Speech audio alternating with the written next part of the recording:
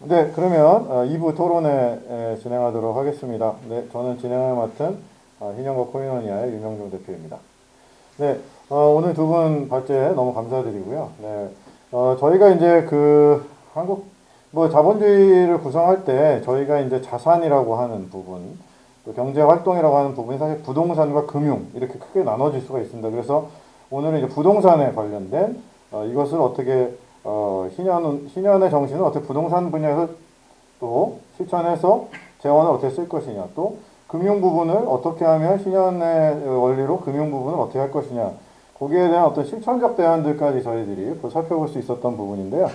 네, 저희가 토론은 앞으로 한 30분 정도 진행할 예정이고요. 먼저 이제 그 격차 문제에 대한 인식에 대해서 조금 이렇게 한번 말씀을 좀 들어봤으면 좋겠습니다. 우리 박찬수 목사님은 지금 이 한국 사회의 격차 문제라든지 글로벌한 격차 문제에 대해서 심각성이 어느 정도라고 좀 보시는지. 예. 한국 사회의 이제 양극화 문제는 사실 이제 최근의 문제가 아니라 지난 한 몇십 년 동안 누적되면서 심화되어 온 그런 문제죠. 그리고 그 이제 양극화 문제의 아주 핵심이 바로 이 부동산 문제고, 그리고 이 부동산 문제의 본질은 사실은 이제 토지 문제에 있습니다.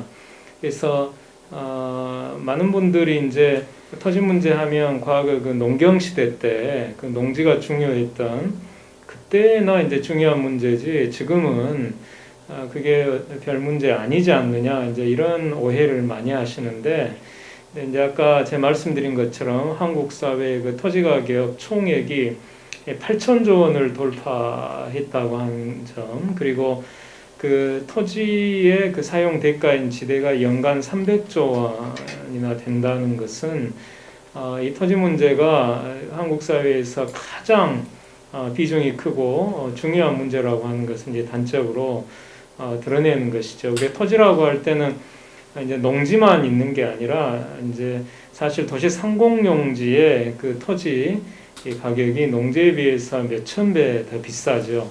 그래서 이 도시 상공용지의 그 토지의 그 지대, 이 부분이 이제 사실 저희들 이야기하는 그 핵심이 되는 것이고요.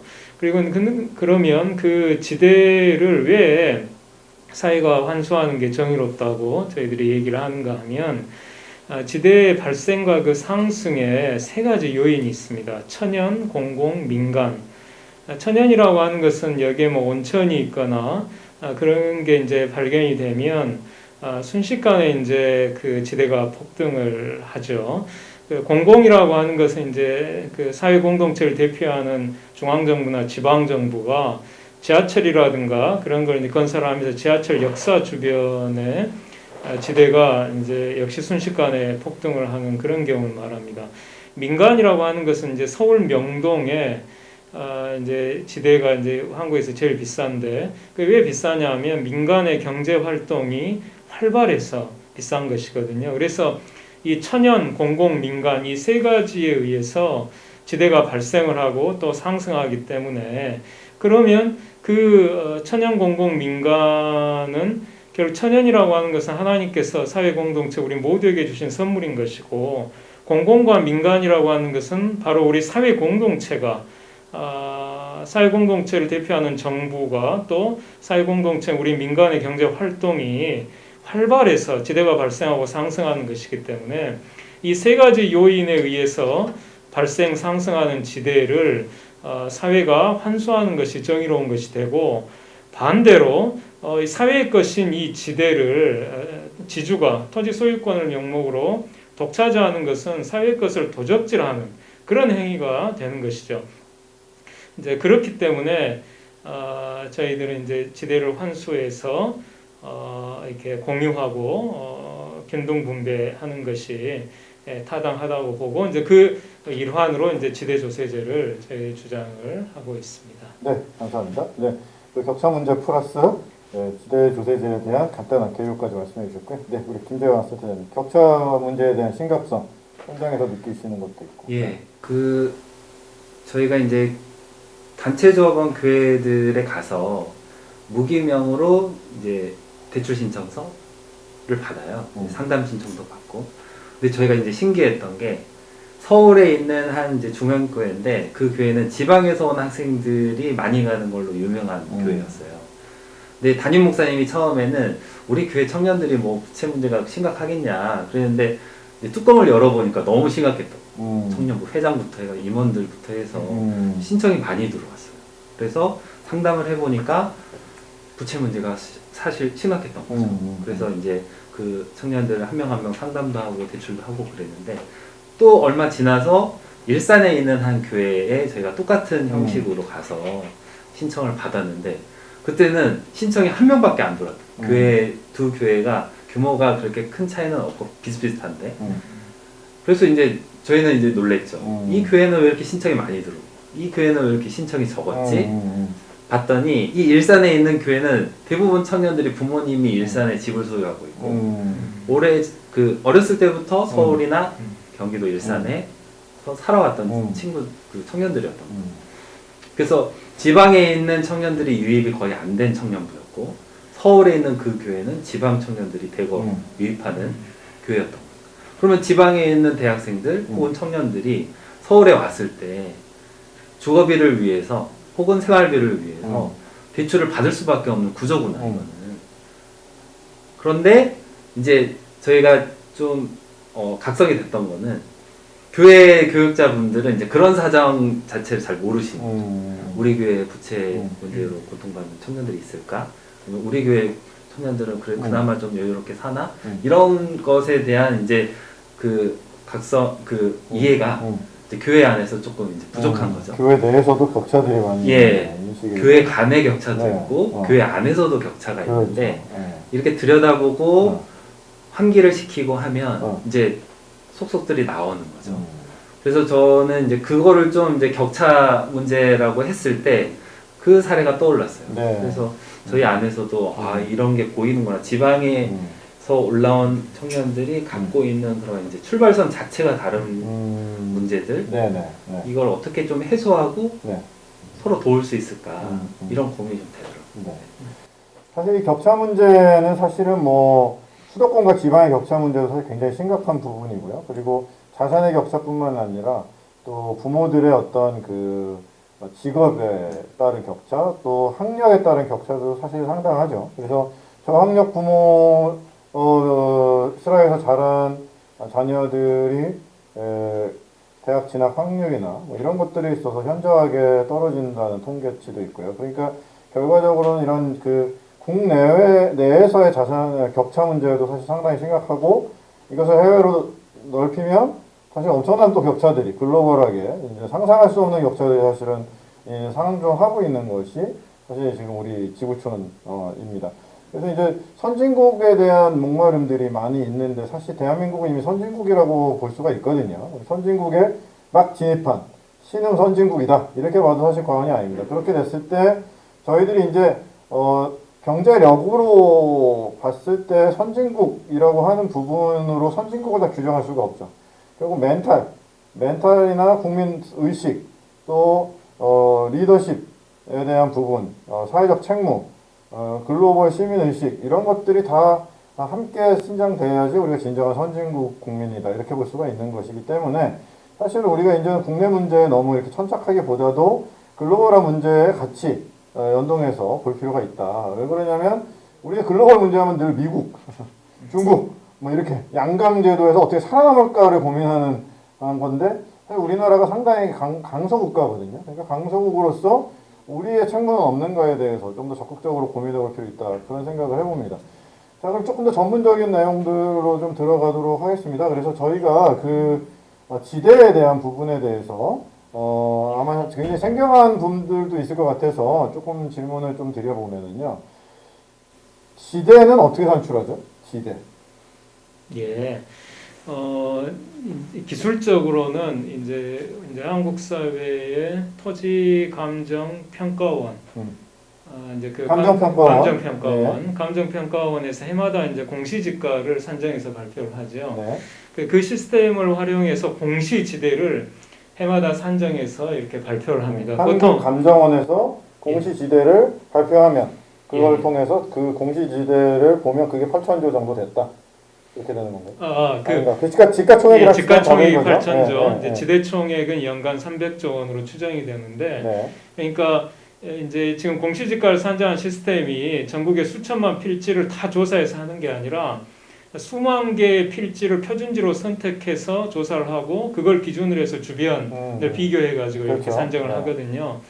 그와 비슷한 방식으로 공시지대를 이제 산정 평가할 수 있는데, 근데 이제 공시지가보다 공시지대 산정이 더 정확하고 더 쉽습니다. 왜냐하면 그 표본이 많을수록 정확하고 용이하게 되는데, 우리 이제 이 부동산 토지 거래의 그 수보다 이게 토지 임대, 그러니까 부동산 임대의 수가 훨씬 더 많거든요. 그래서 더 정확하고 한 이제 그런 이제 공시지가보다 더 정확한 공시지대를 이게 산정할 수 있고 더 쉽다, 네. 이렇게 말씀드릴 수 있고. 그러면은 그 지대라고 하는 것은 과세된 임대 소득에 대한 과세 자료를 가지고 추정해서 선정을 하는 건가요? 그렇지는 않고요. 네. 저희가 이제 지대 조세제를 부과할 때 그 지대는 실현지대가 아니라 잠재지대를 기준으로 합니다. 그러니까 설령 이제 이 땅을 투기 목적으로 놀리고 있거나 저사용, 언더유즈하고 있다 하더라도 거기서 그러면은 이제 실현 그 지대는 만약 놀리고 있으면은 제로가 되는 것이고 저사용하고 있으면은 아주 낮을 텐데, 그렇게 그 아주 없거나 아주 낮은 수준의 지대를 그 실현지대를 환수하는 게 아니라 이 땅을 그 제대로 그 주변 토지와 비교해서 이 토지의 위치에 따르면 제대로 활용한다고 가정했을 때 그때의 그 지대를 이렇게 이제 그 잠재지대라고 하는데 그 지대를 이제 환수하는 거기 때문에, 그래서 투기 목적으로 이제 보유하고 있는 사람은 더 이상 이 제대로 된 이 높은 수준의 이 지대를 세금으로 내는 걸 견딜 수 없기 때문에 이 땅을 자기가 정말 제대로 사용을 해서 생산활동을 하든 그렇게 할 의지나 능력이 없으면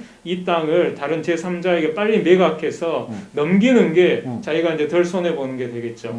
바로 그런 효과를 통해서 토지를 사용하는 사람이 토지를 소유하게 되는, 그러니까 이거 이제 농업의 용어긴 합니다만은 모든 토지의 경자 유전화가 이제 진행이 되게 되는 겁니다.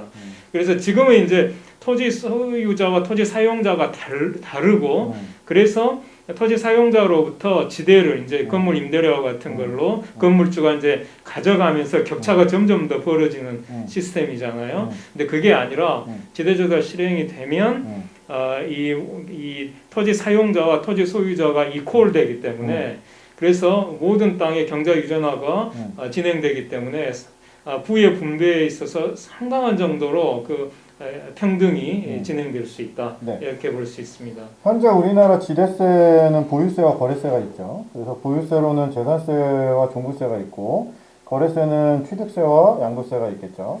그러면 여기서 말하는 이 지대세는 이 전체 보유세, 거래세를 다 포괄한 개념이라고 보면 될까요? 그 중에 이제 토지 보유세 네. 일종입니다. 그러면 재산세분에서 토지분만 그 지대세라고 봐야 될까요? 그렇죠. 예, 그러니까 예. 종합부동산세에서도 토지분만. 예. 자, 그럼 여기서 사실 건물분이 있고 토지분이 있는데 통상적으로 지대에서 차지하는 비중이 토지분이 많나요? 건물분이 많나요? 토지분이 이제 더 많을 거라고 봅니다. 물론 이제 통상 비율로 그럼 대략 뭐 이렇게. 근데 이제 상업지랑 또 주거지랑 다르겠죠. 또 다르고 또 명동이나 네. 또 이게 한적한 시골이 또 다를 그렇죠. 거고. 예.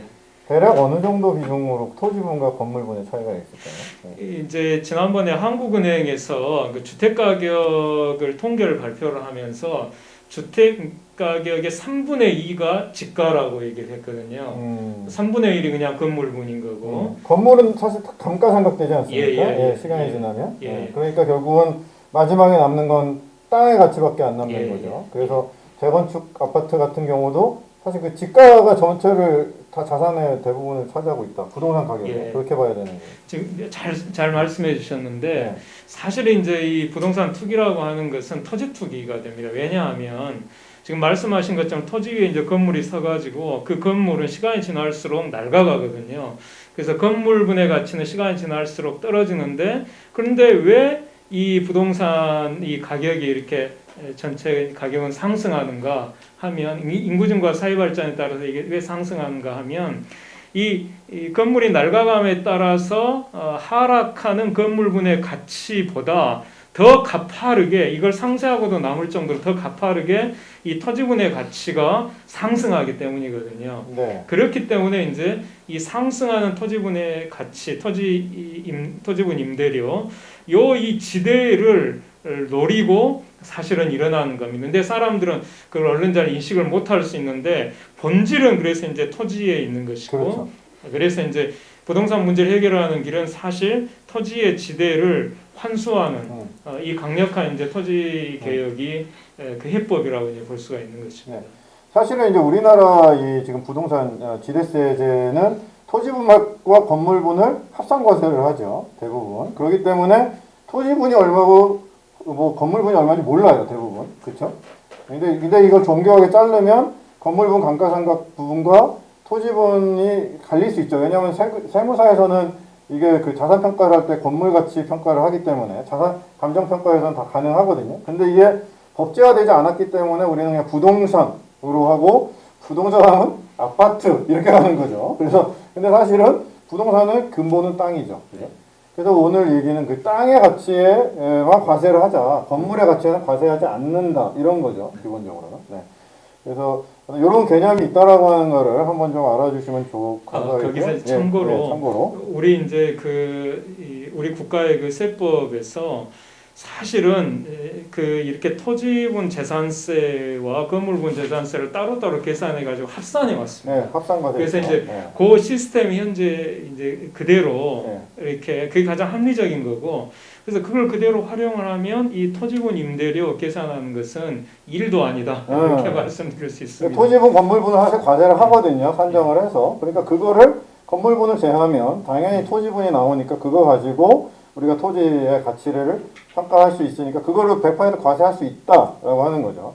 그러니까 사실은 새 건물은 이제 뭐 과세율이 좀 낮아질 수 있고 낡은 건물일수록 과세율이 올라갈 수 있는 어떤 그런 것들이 있으니까 부동산 개발의 활성화 측면도 일본 촉진도 할 수 있겠죠. 그래서 토지 가치를 좀 더 효율적으로 활용하려면 그렇죠. 네, 뭐 저도 그 아주 중요한 지점이고 많이 퍼뜨려야 되는데 일반 대중들은 어렵죠. 이게 이제 어렵게 느껴지기도 하고 그게 이제 분리가 될 수 있나 그리고 합산이 됐었나 이렇게 이제 잘 이해가 부족하신 것 같아요. 그래서 저희 희년 함께도 자꾸만 이제 토지분과 건물분을 따로 놓고 생각할 수 있도록 여러 가지 자극을 좀 대중들한테 줄 필요가 있겠다. 그러면 알고 보면 이거 정말 이게 필요한 거고 그리고 생각보다 막 손해가 많이 날 것처럼 뭐 겁을 먹잖아요. 세금이 올라가면 겁을 그렇죠? 먹는데 토지분과 건물분을 분리해서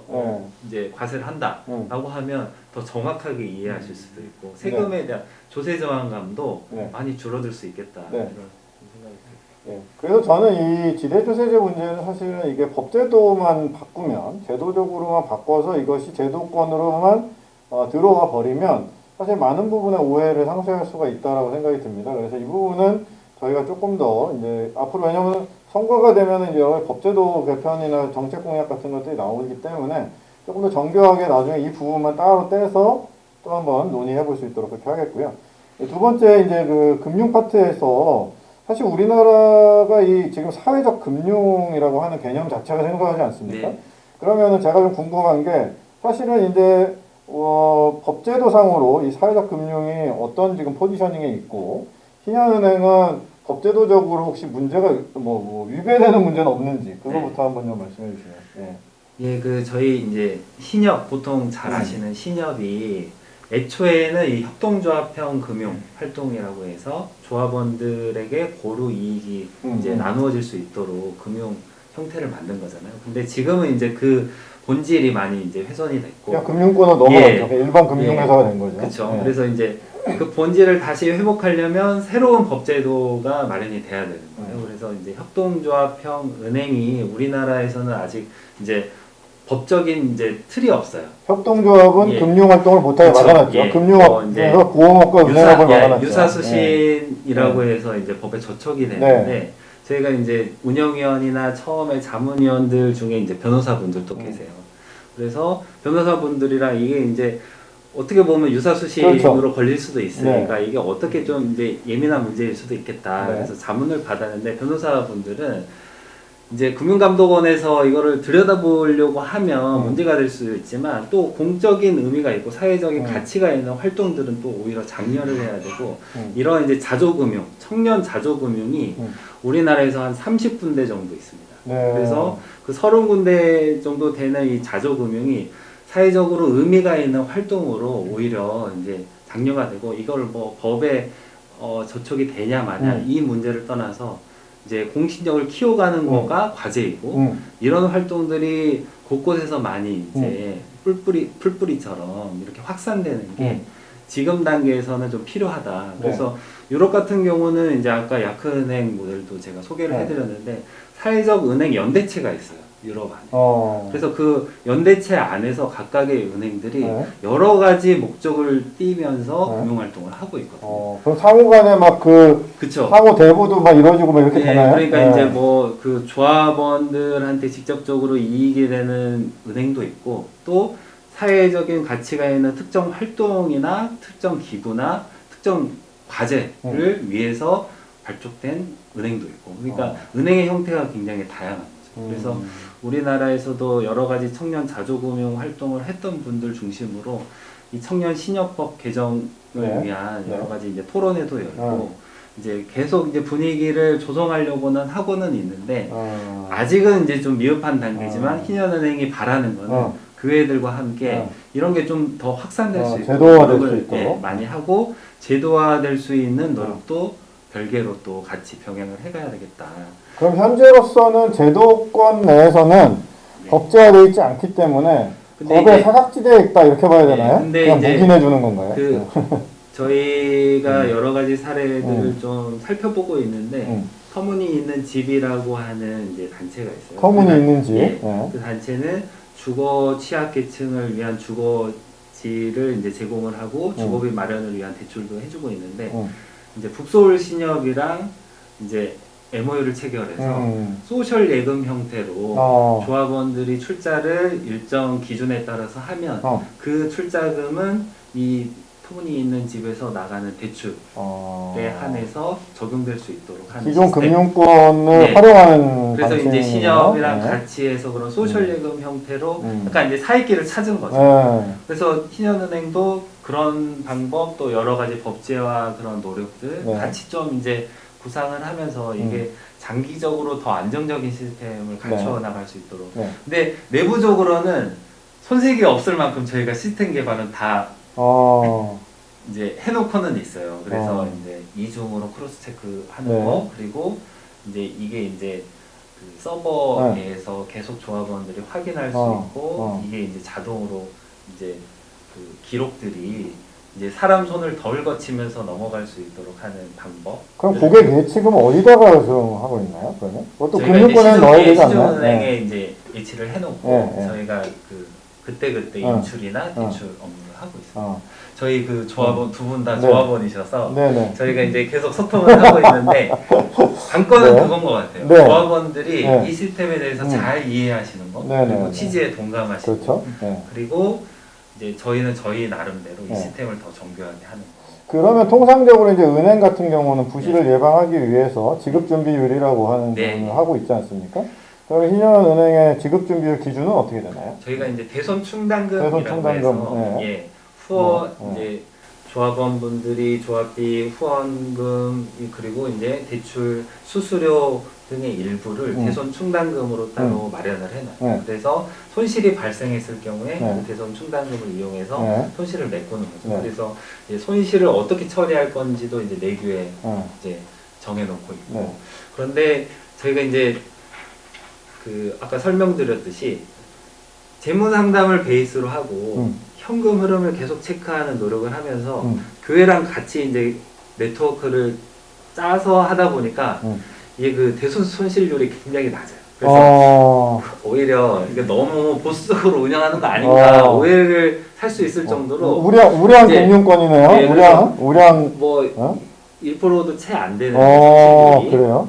그래서 그만큼 상환을 착실하게 잘 하신다는 거고 또 그만큼 최대한 이제 희년은행 부실률이 1%. 그래서 부실률이 이제 1%. 오히려 이게 대단하네. 더 이 활발하게 네. 해야 되지 않나 내부적으로는 이런 생각도 하는데 그만큼 근데 안정성 있게 최대한 안정성 있게 대출이 나갈 수 있도록 중요한 거는 그래도 기관이고 그것도 운영할 수 있는 기본적인 경상경비가 들어가는데 네. 수익 모델이 뭔가요? 기본적으로 뭐 소득이 수익이 있어야 운영 지속 가능하지 않겠습니까? 저희 이제 네. 기본 조합원 분들은 아까 그 무이자 대출 받을 수 있는 권리가 생기는 그 기본 조합원 분들은 조합비를 따로 이제 내시게끔 돼 있는데 최소 5,000원부터 자유롭게 조합비를 내세요. 그러면 그 조합비는 이제 출자금 저축과 다른 개념으로 그 조합비는 운영비로 쓰이는 이제 회비고요. 그리고 단체 조합원 교회들이 단체 조합비를 후원금 명목으로 내고 계시고 그리고 아까 말씀드렸던 희년 대출, 바보 대출 같은 경우 그리고 이제 진짜 상담비 지원이 필요한 소정의 이제 상담비가 책정이 되는데 상담비 지원을 해드리거든요. 그래서 상담비 지원이나 희년 대출 후원이나 이런 이제 기금들은 별도로 후원을 받습니다. 그래서 이제 교회 청년부 중심으로 그리고 이제 후원을 받았던 분들이 자발적으로 후원을 다시 하시기도 하고 그러니까 일반적인 경상경비는 후원금으로 조달을 하고 회비 및 후원금 출자금 이게 조합 그거는 이제 대출로 해서 별도 계정으로 이렇게 운영하시는 그 거예요. 출자금은 이제 조합원 분들이 언제든 인출하실 수 있는 기금이기 때문에 저희가 그거를 운영비로 쓰지는 않고 네. 감사합니다. 네, 저희가 사실은 그 협동조합이 금융 기능을 탑재를 해야 제대로 된 조합 운동이 갈 수 있다라고 생각을 합니다. 저희가 지난번에 우리 정치 모임에서 이 관련된 주제로 토론회를 했었고요. 그거에 대한 필요성이 있어서 이번 3월 말에 또 관련된 토론회를 진행할 예정입니다. 그리고 이 사회적 금융 파트는 저희가 희년 포럼에서 두 번째나 세 번째에 관련해서 조금 더 심층적으로 좀 다루려고 합니다. 그래서 관심을 많이 가져주시고 또 특별히 부동산 세제 문제는 사실 복잡하고 설명도 많이 필요하지만 아까 말씀하셨던 그 사용 부분 있지 않습니까? 그래서 아까 공적 개발 원조에 또 쓰고 이 추가 과세 부분을 어떻게 또 줄이고 이런 부분들은 상당히 디테일한 또 논의가, 심도 있는 논의가 좀 필요해서 오늘 뭐 이걸 다 논의할 수는 없기 때문에 다음 시간에 논의할 수 있도록 그렇게 하겠습니다. 그래도 한 가지만 더 여쭤보면은요, 지금 만약에 이제 기대세를 부과해서 나름 세금을 낮춰준다라고 했을 때 우리가 이제 전체적으로 세제 혜택을 보면 이제 직접세가 있고 간접세가 있는데 어떤 부분을 먼저 감소시켜주는 게 좋다고 보시는가요? 네, 저는 이제 간접세, 부가가치세, 상품 네. 살때 이제 10%. 네, 뭐 유류세라든지 부가세라든지 이런 게 이제 간접세죠. 왜냐하면 이제 그게 가장 역진적인 세금이거든요. 왜냐하면 부자나 가난한 사람 똑같이 상품 살 때 이제 10%씩 부가세로 이렇게 내는 거라 이게 가장 불평등한 세금이 되고 그래서 이제 간접세부터 과감하게 이제 10%를 5%로 이렇게 한다든가 예를 들면 그런 식으로 이렇게 해가야 하지 않나 이렇게 생각합니다. 네. 사실 뭐 지금 국가 재정 문제 때문에 계속 지금 이 보수 쪽에서는 사실 이제 이 국가 부채 비율이 지금 뭐 50% 육박한다고 지금 난리를 치고 있어서 이 재원 어떻게 확보할 거냐 지금 계속 문제가 되고 있어서 어떤 모 의원은 이제 부가세를 인상해야 된다라는 말도 안 되는 제가 사실 말도 안 되는 그러한 좀 얘기까지 했습니다. 그런데 여기 오늘은 어떻게 우리는 부가세 5%로 낮추겠다. 엄청나죠. 물가가 5% 낮아지는 겁니다. 소비자 물가 5% 하락. 그리고 자영업자 생태계 좋아지죠. 그렇기 때문에 사실은 좋은 세금을 거두고 나쁜 세금은 없애고 이게 이제 사실은 지레세 원리의 기본적인 게 아닌가 그런 생각을 좀 해보게 됩니다. 네, 이제 시간이 거의 마지막 돼가지고요. 그래도 이제 오늘 이렇게 토론에 참여하신 거에 대해서 간단한 소감이랑 또 마무리 발언 한마디씩 해주시고 마치도록 하죠. 네. 저는 이제 한국 사회에 가장 심각하고 만연한 이 부동산 문제를 해결하는 그 아주 근본적인 대책이 토지평등권 개혁이라고 생각을 합니다. 그리고 이 토지평등권 개혁은 이 비단 한국 사회를 개혁하는 핵심일 뿐만 아니라 장차 통일한국을 준비하는데 가장 중요한 준비가 됩니다. 그래서 이제 그 생산 수단을 이제 토지와 자본이라고 보통 얘기를 하죠. 남쪽 남한 자본주의는 토지와 자본을 모두 개인 소유한 결과 이제 부동산 투기, 부동산 불로소득, 거기서 온 양극화, 빈부 양극화 이런 문제가 걷잡을 수 없이 이렇게 발생을 한 것이고, 북한은 그 사회주의가 이제 토지와 자본을 역시 구분하지 않고 모두 공유한 결과 생산 인센티브가 소멸이 되고 생산력이 감소하고, 그래서 가난밖에는 나눠 가질 수 없는 그런 사회로 전락해 버렸죠. 그러면 이 양 체제를 극복할 수 있는 이게 체제 대안이 뭐냐? 그게 우리 통일한국의 그 대안이 돼야 되는데, 그것은 다름 아니라 토지와 자본을 구분을 해서 토지는 그 철학적으로 보면 공유하고, 이제 핵심은 그 지대를 공유하고 균분하는 것이죠. 남과 북이 모두 다.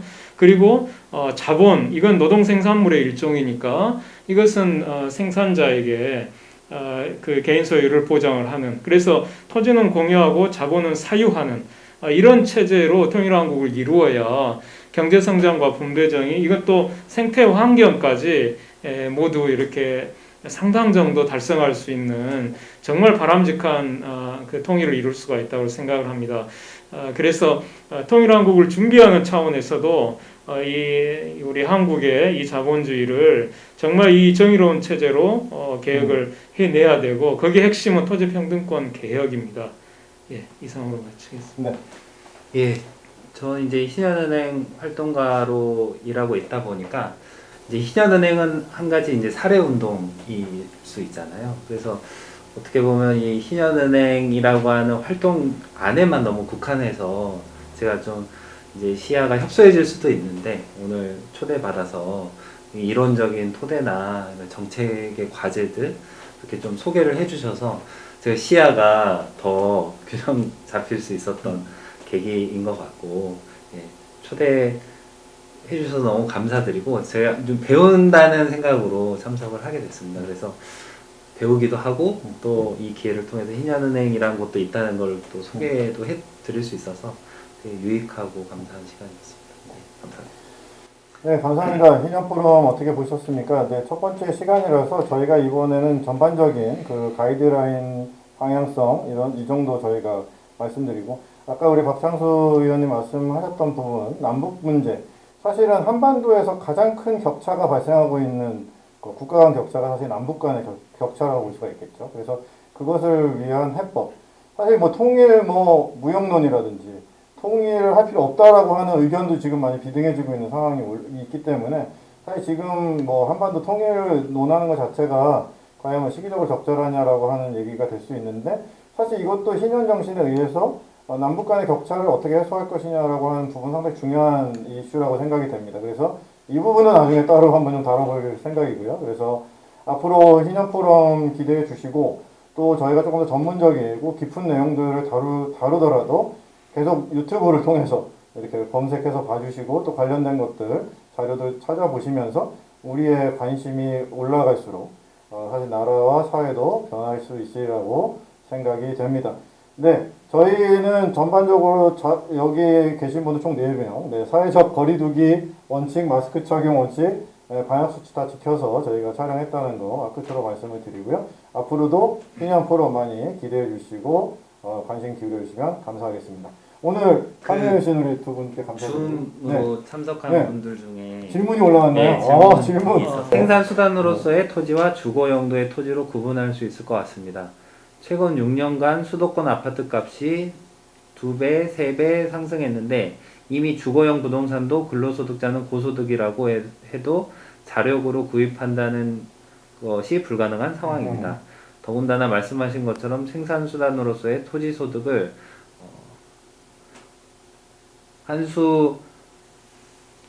환수한다는 것은 매우 큰 사회적 저항이 있을 것 같습니다. 한국 사회에서는 말도 꺼내기 전에 공산주의 프레임이 씌워질 것 같습니다.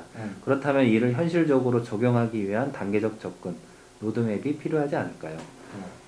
잠재지대의 환수는 보유세의 개념과 유사하겠군요.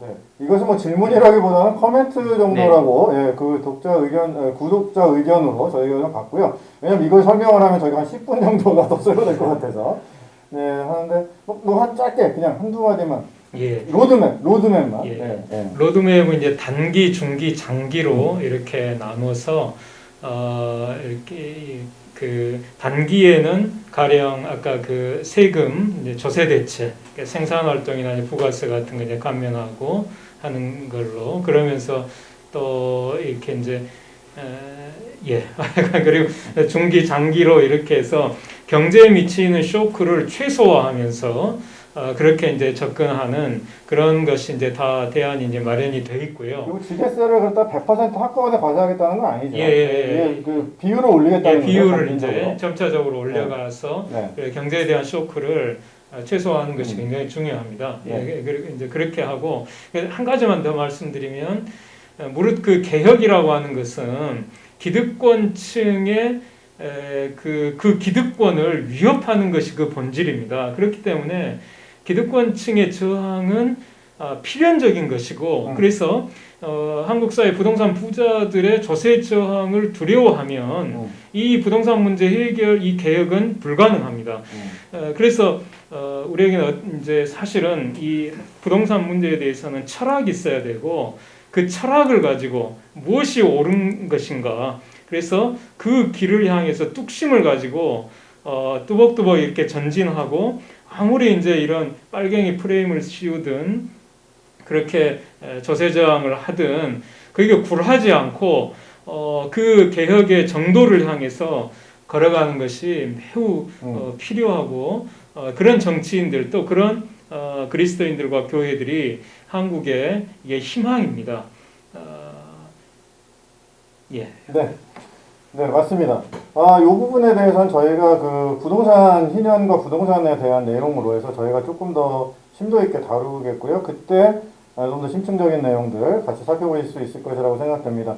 사실 코로나로 인해서 굉장히 바쁘고 분주한 중에도 시간을 내주신 우리 박창수 목사님 그리고 김재관 센터장님 다시 한번 감사의 말씀 드리고요. 또 장소를 제공해 주신 카페바인 충무로역 1번 출구에서 올라오시면 됩니다. 카페바인 많이 이용해 주시기를 바라겠고요. 저희는 다음 시간에 더 좋은 콘텐츠로 찾아뵙도록 하겠습니다. 감사합니다.